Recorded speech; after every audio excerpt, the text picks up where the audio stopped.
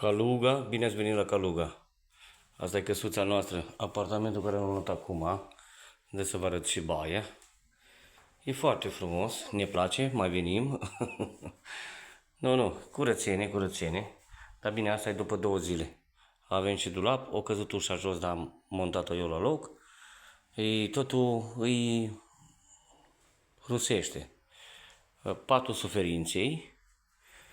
Aici avem un televizor, avem internet, avem tot ce ne trebuie. Suntem la demisol.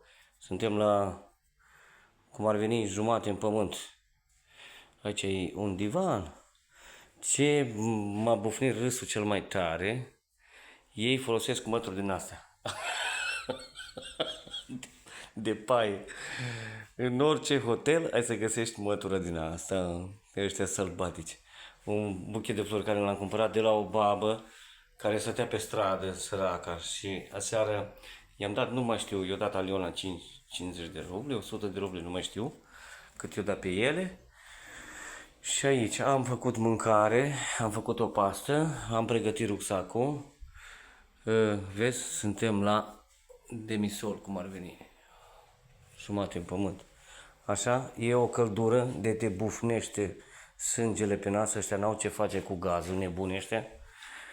Și cam atât, asta e căsuța, cu figuri, cu QR cod, cu treburi.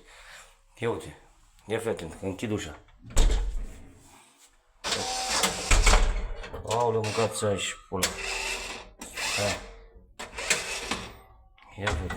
Ia fii atent aici. Ca la pârnaie, automat. Da, și fac codurile din jacares. Bine, cam atâta. Mașina de spălat, căcătoare, periuțe din astea, bineînțeles, de o rublă, un pic de pastă de dinți, curățenie, ne place, mai venim.